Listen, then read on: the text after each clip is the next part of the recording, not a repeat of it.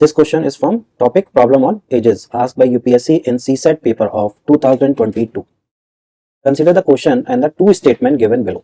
So this is a statement based question, right? So in this they have given you two statement, right? And the question is, what is the age of Manisha? We have to find the age of Manisha. Manisha की age क्या है? We have to find, right? Now two statement are given and यहाँ पे नीचे क्या दिया है, which one of the following is correct in respect of the question and the statement. So here we have to tell कि कौन से statement से हम इस question का आंसर दे सकते हैं. ठीक है, statement based question में क्या होता है कि आपको statement दिया है और वो पूछ रहा है कि statement 1 से आंसर दिया जा सकता है या statement 2 से आंसर दिया जा सकता है या दोनों को मिला के आंसर दिया जा सकता है या दोनों को मिलाने के बाद भी आंसर नहीं दिया जा सकता, राइट? तो यहाँ पे हम पहले statement 1 को देखते हैं, right? Manisha is 24 year younger than. Manisha की एज कितनी है? 24 ईयर यंगर है मदर से. उसकी मदर, मनीषा मदर, एमएम लिख रहा हूँ. तो मनीषा की एज कितनी है? 24 यंगर है. This one. So from this equation we can not find the age of Manisha, right? Now second statement देखते हैं. ये स्टेटमेंट 1 से आया, राइट? अब स्टेटमेंट 2 से देखते हैं. 5 year later, right, the ages of Manisha and her mother will be in the ratio 3:5. So it is saying the ratio of Manisha and Manisha mother after 5 years, right, will be how much? 3:5.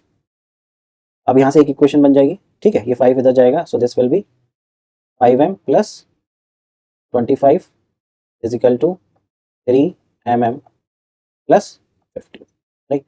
तो यहाँ पे m और double m में एक equation है, यहाँ पे double m और डबल m में एक इक्वेशन है. अगर आप स्टेटमेंट 2 देखो तो यहाँ से भी हमें आंसर नहीं मिल रहा because we are getting one equation like this, right? पर अगर हम इन दोनों इक्वेशन को ले लेते हैं, दोनों स्टेटमेंट को एक साथ ले लेते हैं, ठीक है, तो हमारे पे दो इक्वेशन बन जाएगी. एक इक्वेशन ये और एक इक्वेशन ये, राइट? अगर आप इसको सॉल्व करोगे, ठीक है, तो एक इक्वेशन यहाँ से आ जाएगी. इसको सॉल्व करने की जरूरत नहीं है बिकॉज स्टेटमेंट बेस्ड क्वेश्चन में सिर्फ हमें ये बताना होता है कि आंसर आ जाएगा, राइट? क्योंकि दो इक्वेशन है, 2 वेरिएबल्स हैं, राइट? अगर 2 वेरिएबल्स हैं तो हमें 2 इक्वेशन चाहिए रहती है, ठीक है? तो अगर आप चाहो तो इसको सॉल्व करके मैं दिखा सकता हूँ आपको, राइट? जैसे यहाँ पे 5m इज इक्वल टू, ये 15 इधर आ जाएगा तो ये +10 कर देते हैं इसको. +10 is equal to 3mm, right? अब m की वैल्यू यहाँ से इसमें रख दो आप, ठीक है? m की वैल्यू यहाँ से रख दोगे तो ये क्या बन जाएगा? 5mm minus 24 into 5 plus 10 is equal to 3mm, right? तो ये क्या बन जाएगा? 2mm बन जाएगा, राइट? ये कितना हो जाएगा?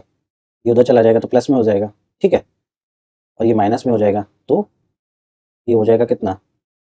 5 4 20, ठीक है? तो this is 120 minus 10, this is 110, right? So mm is equal to 55, right? mm is 55, तो m की वैल्यू यहाँ से आ जाएगी.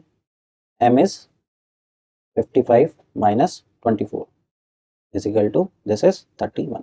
तो मनीषा की एज इज 31, राइट? देखो ये सॉल्व करने की जरूरत नहीं है. यहाँ पे हमें सिर्फ स्टेटमेंट 1 एंड स्टेटमेंट 2 से दोनों से पता लग रहा है कि we have 2 variables and 2 equation है, इनको सॉल्व करेंगे आंसर आ जाएगा, ठीक है? अब देखो आंसर क्या होगा. Statement 1 alone is sufficient. Alone तो सफिशिएंट नहीं है. Statement 2 alone is sufficient. This is not sufficient. Both statement first and second are sufficient to answer the question, right? तो this is correct, option C. दोनों को मिला के हम answer निकाल सकते हैं, राइट?